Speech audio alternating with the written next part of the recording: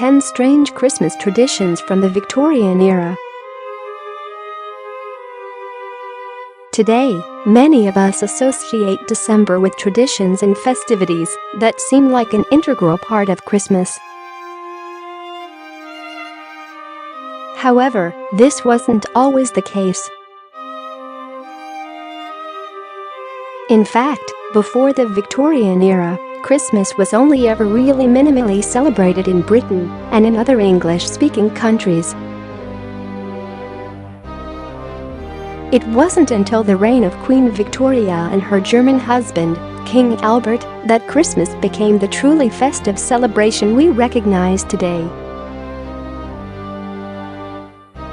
Thus, it is thanks to the Victorian era that most of our beloved Christmas traditions, such as Christmas cards, gifts, and Boxing Day, are popular. However, the Victorian era was also responsible for a few slightly odder traditions.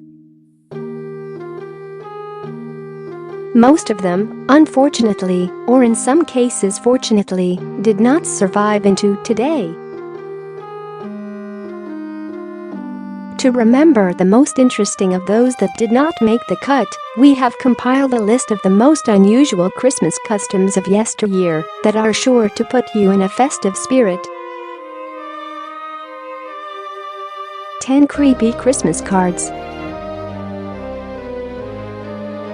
The Victorian era is responsible for the creation of the very first Christmas card, which was designed by John Calcutt Horsley, an English painter, on the request of his wealthy friend, Sir Henry Cole.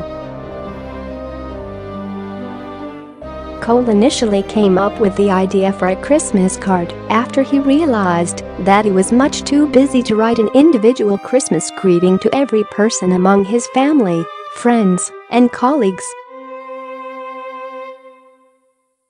Cole was sure that a card with a festive image and a greeting would be a far quicker way to send his holiday wishes to everyone. After its initial success among Cole's friends, 1,000 of these new Christmas cards were printed and put for sale in 1843.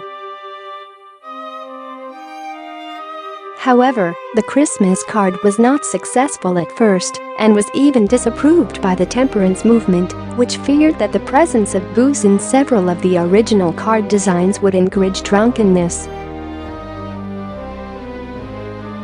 Nevertheless, a year later, Christmas cards became wildly popular, and soon their design varied enormously thanks to the various painters that had different visions for the ideal Christmas card. Like Victorian Valentines, some of these new Christmas card designs featured cherubs, flowers, and other symbols of spring and new life. Others, however, were far creepier and included strange images such as sinister clowns poking policemen with red pokers, giant killer wasps chasing children, and gambling monkeys. 9 Glass Pickle. A glass pickle ornament was often hidden inside the Victorian Christmas tree for good luck. On Christmas Day, the founder of the glass pickle was either given a special gift or allowed to open their present first. It is said that the tradition of the glass pickle originated from a medieval story of 2 Spanish boys traveling home for Christmas. On their way home, tired and weary from traveling, the children stopped at an inn for a good night's sleep. However, the innkeeper was an evil man. He stole the boys' possessions and stuffed them into a pickle barrel. Luckily for the boys, St. Nicholas stopped by the inn and saved them. The boys then thanked St. Nicholas for saving their lives and continued on to their family. There exists a second version of this story, which differs slightly from the first. In this version, 3 Spanish boys are kidnapped by an evil shopkeeper who chops them up with an axe and pickles them in a barrel. Upon hearing about the poor boy's faith, Nicholas prays to God, and because of the purity of his faith, he succeeds in restoring the lives and bodies of the boys. 8. Wassail punch. Wassail punch was a popular winter drink made from a mixture of fruit, cider, and spices. Victorians served it to carolers who went from house to house wassailing or singing Christmas carols and hymns. After all the carols were sung, the carolers were invited to the houses of Victorian families to share a sip of wassail from the communal wassail bowl. This tradition of inviting carolers for a sip of wassail was borrowed from the Elizabethan era. The recipes for wassail punch varied from family to family, but it was important that the punch be hot. Families with old-fashioned taste based their wassail punch on ale or cider, which was heated until it became thick and foamy. Often, the foam that formed on top of the ale or cider was called lamb's wool. Fresh nutmeg, cinnamon, cloves, lemon slices, and roasted crab apples were frequently added to enhance the flavor of the punch. 7. Festive science. During the Victorian era, the celebration of scientific progress became almost synonymous with the word Christmas. Christmas books often contained experiments for children, news magazines published scientific Christmas stories and poems, and newspapers advertised scientific Christmas gifts and scientific leisure activities.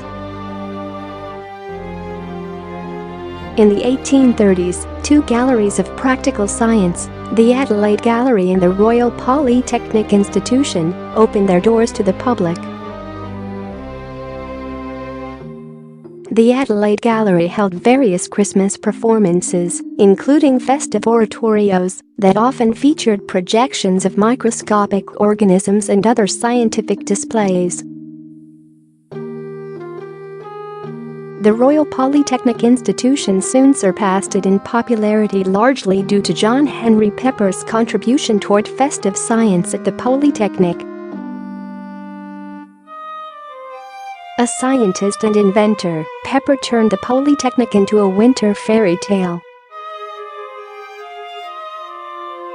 Optical pantomimes and a huge Christmas tree surrounded by stacks of scientific Christmas gifts were a huge hit, but the most popular attraction of all was the ghost. Pepper's ghost was an illusion of a ghost appearing and disappearing on the stage. It was, however, not Pepper's original invention. It was adapted from a previous design created by Henry Dirks, an English engineer, who designed but did not operate the mirror-based invention some years previously.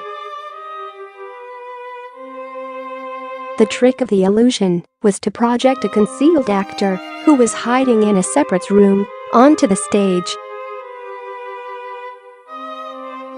After each performance, scientists would give a thorough lecture on the science behind the magical performance and reveal the mechanisms behind it to the enthralled audience.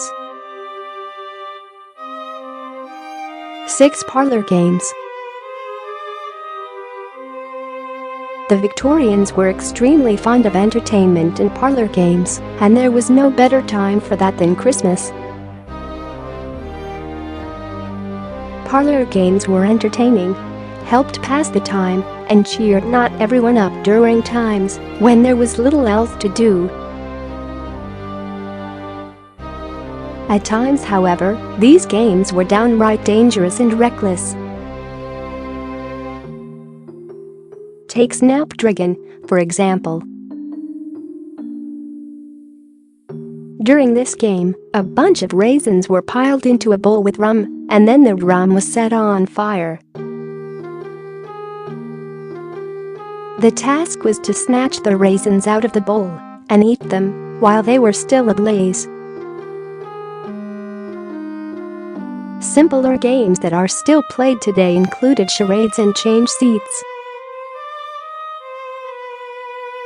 During the Victorian era, the loser of the game usually had to pay a forfeit, such as to kiss every lady in the room.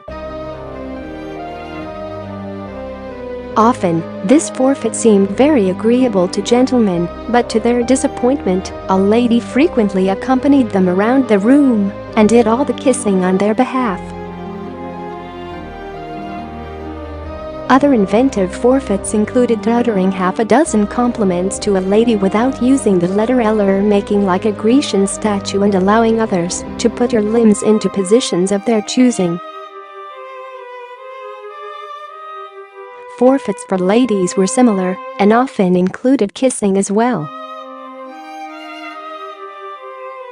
One such forfeit was to kiss a gentleman in a rabbit fashion, whereby a lady and a gentleman of her choosing both put one end of a piece of cotton in their mouths and pecked toward each other until they were kissing. 5. Oysters.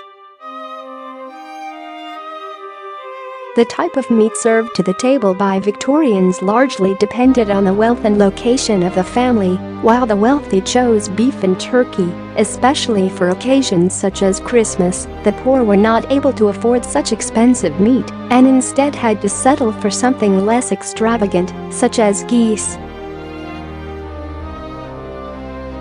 However, sometimes even geese were far too expensive, and in such instances, poor families had to settle for a cheaper festive dinner. During the Victorian era, oysters were plentiful and cheap. Small oysters were often sold as fast food on the streets as well as pickled to keep for later. Bigger oysters were either put in stews and pies or eaten on their own. Oysters were also frequently consumed in public houses and went nicely with a pint of stout beer. Knowing this, it comes as no surprise that in this era, the demand for oysters, which were also known as the poor man's protein, was high. For those who could not afford any other meat, it was oysters, and not turkey, that was most often the centerpiece of the Christmas dinner. For Christmasing. Christmasing was a Christmas tradition whereby vendors gathered various festive branches, such as mistletoe and holly, and sold them for profit in the days before Christmas. Houses, pubs, inns, and churches were heavily decorated with these festive branches, and often, puddings and sometimes even mince pies were decorated in this way also. Holly was more popular than mistletoe for various reasons, the most important being price. Holly cost less than half the price of mistletoe, and there was more of it. As well as that, holly can be grown in any hedge, while mistletoe grows only in the branches of specific trees, such as apple and hawthorn. Thus, mistletoe was frequently seen as the purchase of the wealthy classes or those who hosted parties. As such, it became something of a status symbol to have some in your house. A few weeks before Christmas, street vendors often scrounged the neighborhoods of London for holly. It was a precarious trade, however, since vendors often had to trespass into private grounds and land to obtain these festive branches. If caught by the master of the house or its servants, the vendor was lucky to have only the holly taken away from him. To obtain mistletoe, vendors had to trespass orchards and often faced danger from dogs, traps, and spring guns. Thus, they scrounging for mistletoe much more rarely. 3. Goose feather tree. The goose feather tree, a collection of goose feathers dyed green and decorated with small ornaments, was the first artificial German and later Victorian Christmas tree. Feathers of swans, turkeys, and ostriches were also used. These peculiar Christmas trees were first brought over to America by German immigrants who found it difficult to find fir trees in their native land due to deforestation. At the time, it was popular to chop off the tip of a fir tree and use it as a Christmas tree. However, the rest of the fir tree then became useless as it could no longer grow or provide timber. Statutes were even created to stop people from having more than one Christmas tree to prevent excess damage to fir tree populations. It was not overly difficult to make these festive trees. All one needed was either sticks or wire and feathers. The sticks were covered with the feathers and then drilled into a larger stick to resemble branches. Often, the feathers were dyed green in imitation of pine needles. 2. Football. During the Victorian era, and indeed right until the 1950s, football on Christmas Day was a tradition important as any other.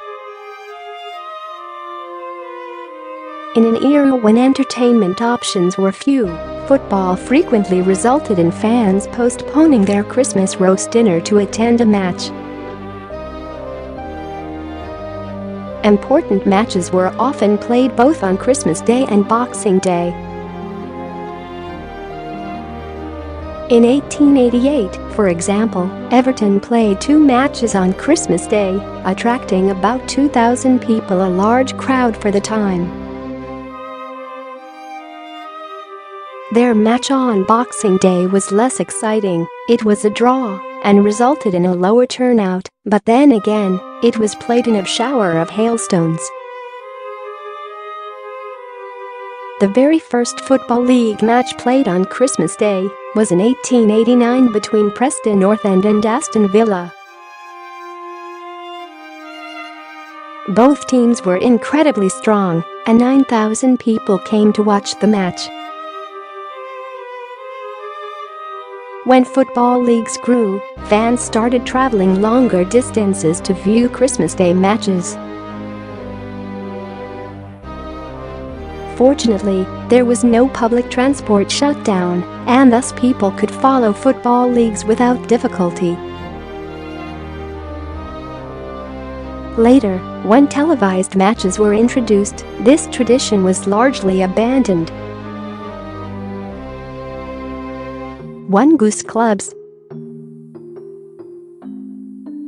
Even though the centerpiece of a Christmas dinner in Victorian England was usually a goose, most people earned only a couple of shillings a week and were far too poor to afford it. It was easier for poor working families living in rural areas since farmers often gave a bird or a piece of meat to their workers as a Christmas bonus, and squires frequently gave meals to their tenants. However, poor families that lived in towns and cities had no such opportunities of free Christmas meals. Thus, they often joined goose clubs. Members of this peculiar club paid a couple of pence a week into the club's fund, which then went toward the purchase of a goose just before Christmas. This ensured that everyone, even the poorest families, could enjoy a traditional Christmas dinner. Frequently, local bakers stayed open late on Christmas Day and cooked the geese for the poor.